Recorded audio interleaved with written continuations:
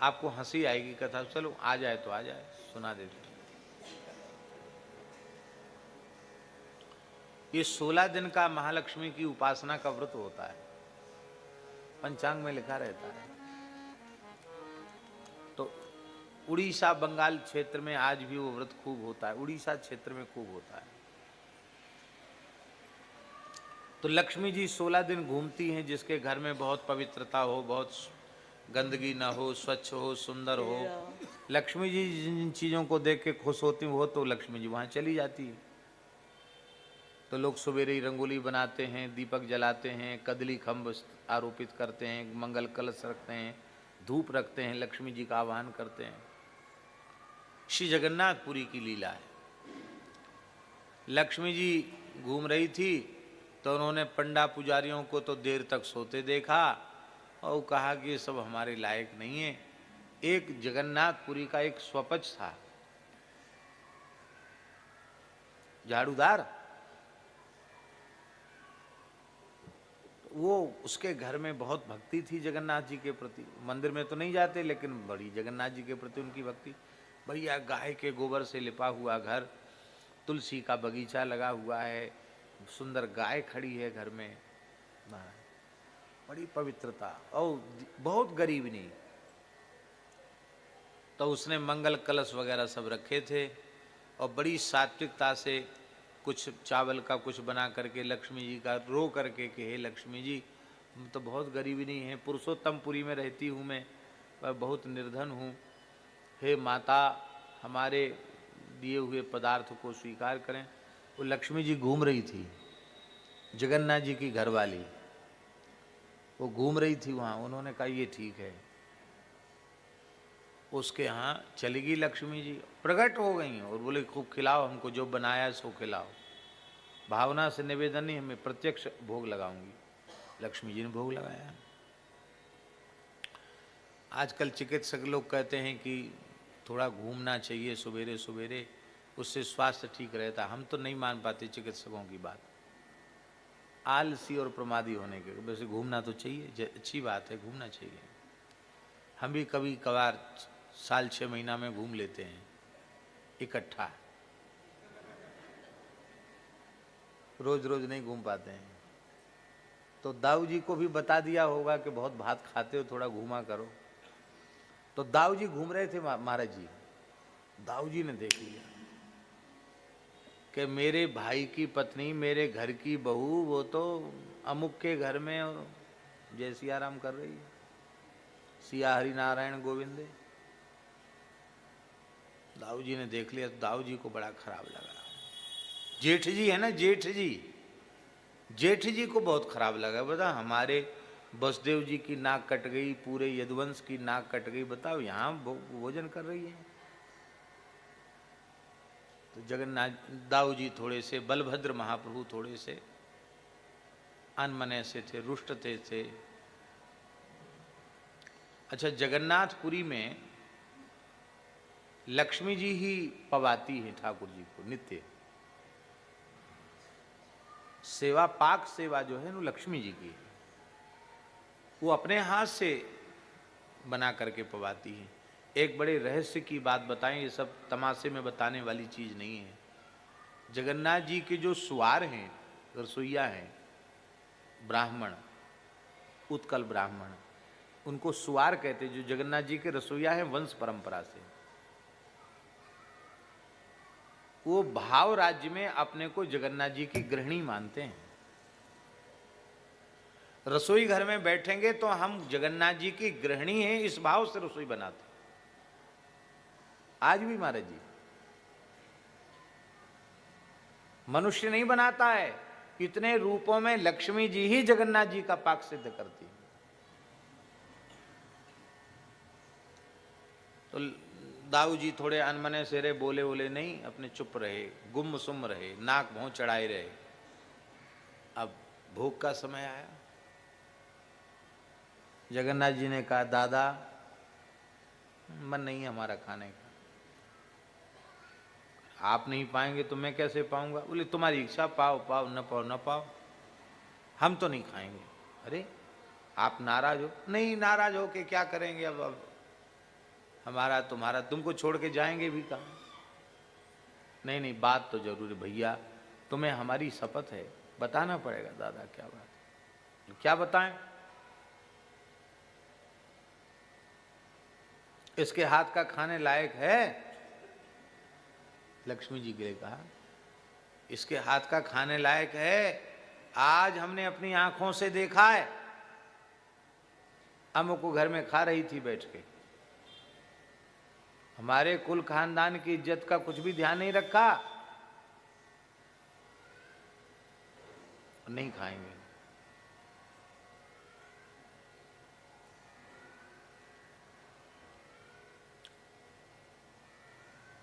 अब जगन्नाथ जी लक्ष्मी जी का पक्ष नहीं ले सकते, ना दाऊ जी और नाराज हो जाएंगे। देखो, अपने बड़े भैया का पक्ष नहीं है, घरवाली का पक्ष लिया तो और नाराज हो जाएंगे। तो ठाकुर जी ने यही कहा, कहो देवी दाऊ दादा झूठ तो बोलते नहीं, क्या बात है? हाँ मैं गई थी, वो भक्त है, हमने पाया। जगन्नाथ जी बोले ठीक है, तो अब आप दादा नहीं पा रहे तो मैं नहीं पा सकता। लक्ष्मी जी ने कहा ठीक है, आप दोनों राजी, आपकी राजी। तो जब आप हमारा हाथ का छुआ बनाया पाएंगे ही नहीं तो मैं जा रही हूं। क्या कहा लक्ष्मी जी ने? मैं जा रही हूं।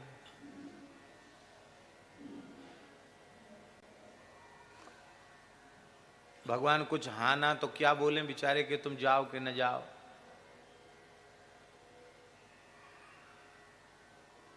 लेकिन भगवान तो संकोच में नहीं बोले दाऊ जी के, और दाऊ जी को तो बोलना ही क्यों था?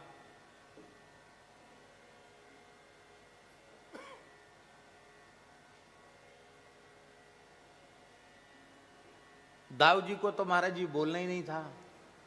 दाऊ जी बोले नहीं, ठाकुर जी भी नहीं बोले। लक्ष्मी जी ने कहा मौनम स्वीकृति लक्षणम। लक्ष्मी जी भगवान मौन रह गए, इसका मतलब इन दोनों हमारा मन, हमसे मन भर गया इनका, अब हमसे इनका मन भर गया है। अब इन्होंने कह दिया कि अब क्या कहें, जाना हो जाओ। लक्ष्मी जी ने प्रणाम किया, कहा अब जो भी भूल बनी तो क्षमा करना, अब हम जा रहे हैं।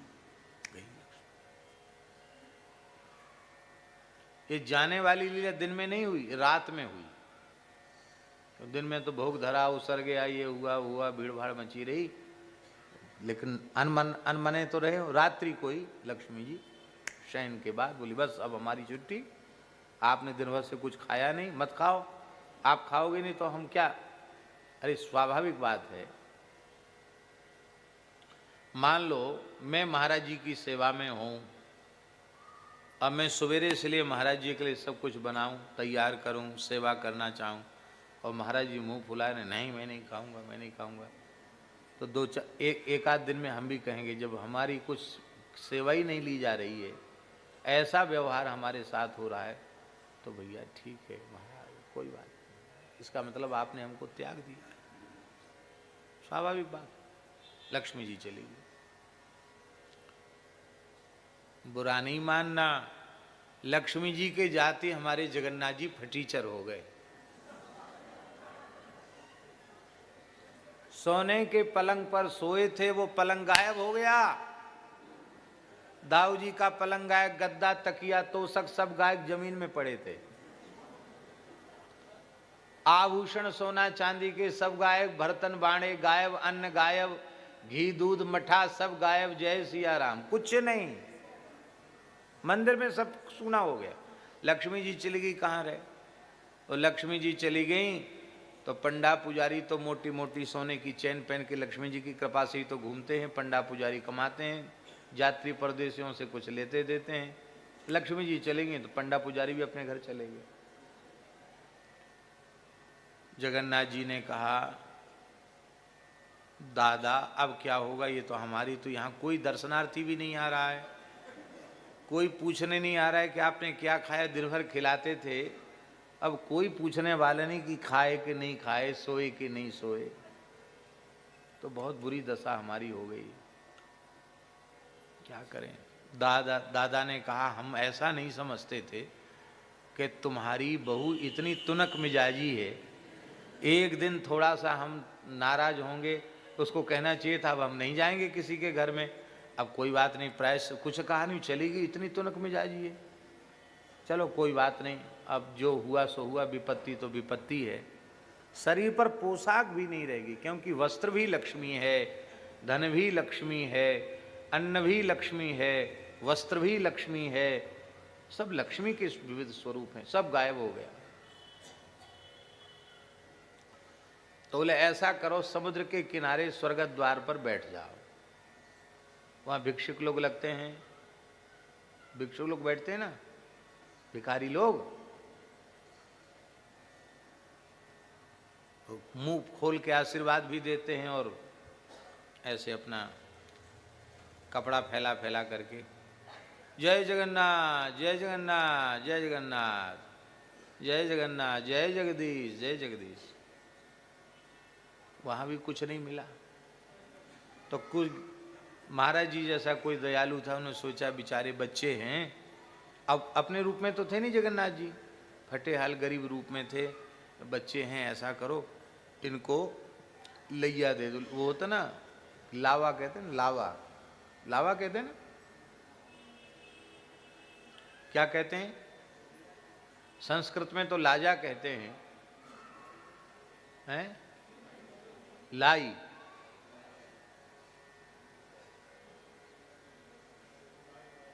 लाई तो समझ रहे ना आप लोग? नहीं, चावल की लाई, लावा जिसको कहते, जैसे दिवाली में खील बतासा सब बढ़ता है ना, वो लाई, लाजा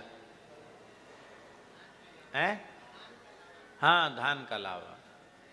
तो उसको दया आई तो दोनों भाइयों के फटे से अचला के कपड़े पर एक एक मुट्ठी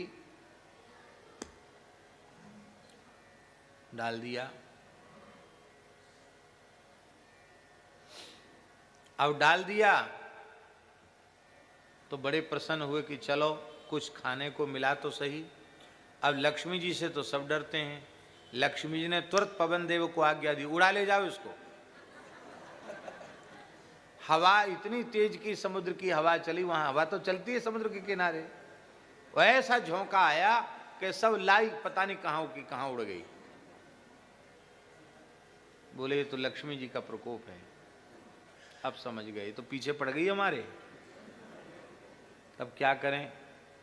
बोले ऐसा है, आखिर तो अपने घर की बहू है, मना लेते हैं, कोई बात नहीं। मनाने में तो हमारे ठाकुर जी चतुर है ही हैं? जयदेव महाप्रभु कहते इति चटुल चाटु पटु चारु मुरुवई ऋणो राधिका मधि बचन जातम जयति जयदेव कवि भारती भूषितम माननी जन जनित शातम। आह क्या कहना, माननीयों को मनाने में हमारे श्री ठाकुर जी बड़े चतुर हैं। ये मनाने की विद्या में पीएचडी डिलीट करके गए हैं यहां से, ब्रजभूमि से। मनाने की जो कला है ना, इसमें पीएचडी डिलीट से भी ऊपर कोई उपाधि होती होगी, वो सब करके ठाकुर जी यहां से गए।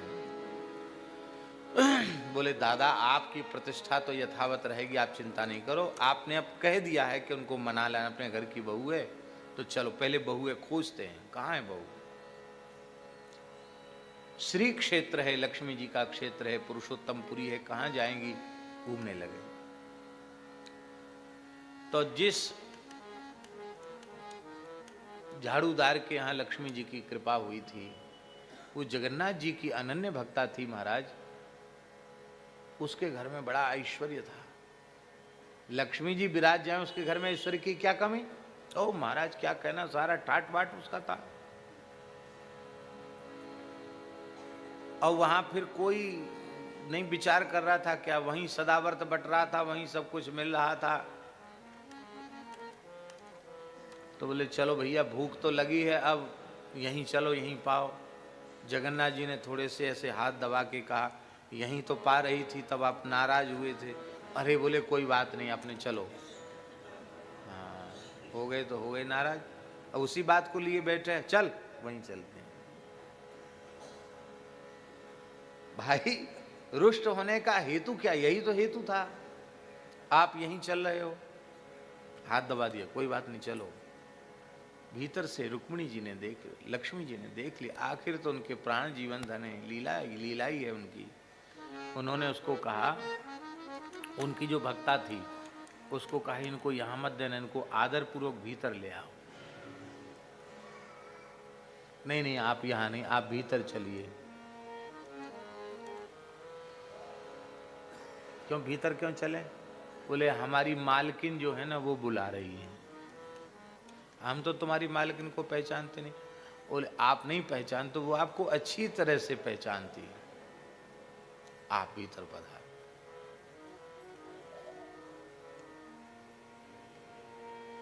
अब ध्यान से सुने, लक्ष्मी जी वहां स्वयं बना रही थी और वो उसको दे रही थी गरम गरम, और वो परोस परिवेषण कर रही थी। अब दोनों भाई पावे ऐसी दिव्य सुगंध, ऐसे व्यंजन, ऐसे पदार्थ। दाऊ जी ने कहा कि ये तो बहू के हाथ का भोजन मालूम पड़ता है। कहा दादा, स्वाद तो वही है।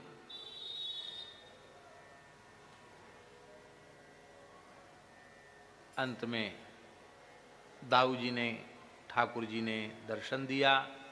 लक्ष्मी जी ने कहा भगवान, जैसे आप केवल भक्तों से ही रीझते हैं, मैं केवल यही देखती हूँ कि आपका निष्काम भक्त कौन है। जिस घर में मैं आई हूँ, ये अहरनिश आपके नाम का जप करने वाले परम भक्त हैं, परम वैष्णव हैं, और सब खाने सोने वाले और ये भजन में लगे हुए देखकर हमें यहाँ आई। और आप अपने भक्तों की जात पात का विचार नहीं करते, तो मैं भी तो आपकी ही गृहिणी हूँ। सारे कानून कायदे हमारे ऊपर हैं, आपके ऊपर कोई कानून कायदा नहीं है।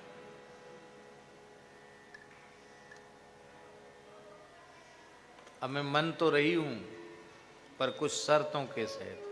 बोलो भक्तवत्सल भगवान। एक तो बिना शर्त राजीनामा होता है और एक सशर्त राजीनामा होता। बोलो भक्तवत्सल भगवान की। आज से श्रीपुरी क्षेत्र श्री क्षेत्र माना जाएगा। एवं अस्तु। जगन्नाथ जी को श्री क्षेत्र कहा जाता है, लक्ष्मी जी का क्षेत्र है।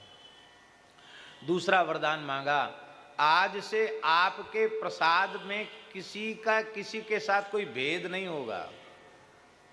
मनुष्य मात्र एक पंक्ति में बैठकर प्रसाद पाएंगे, ऊंच नीच का किसी को कोई दोष नहीं लगेगा। अन्य क्षेत्रों में साधन करने से मोक्ष होगा, श्री क्षेत्र में आकर आपका प्रसाद ग्रहण कर लेने से जीव संसार चक्र से मुक्त हो जाएगा।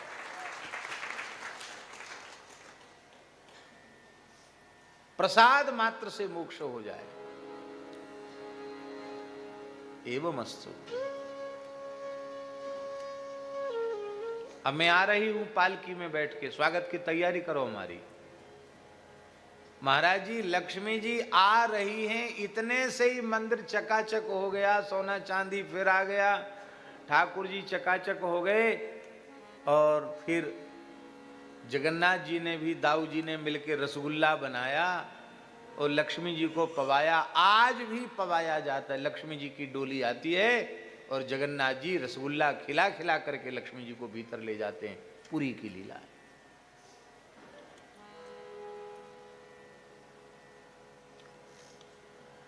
ये ब्रज में भी श्रयत इंदिरा शश्वदत्र ही, श्रयत इंदिरा शश्वदत्र ही। लक्ष्मी जी यहाँ निवास है। तत आरभ्य नंदस्य ब्रजः सर्व समृद्धिमान, हरे निवासात्म गुणैः रमा क्रीडमभून्नृप। लक्ष्मी जी की क्रीड़ा स्थली ब्रज।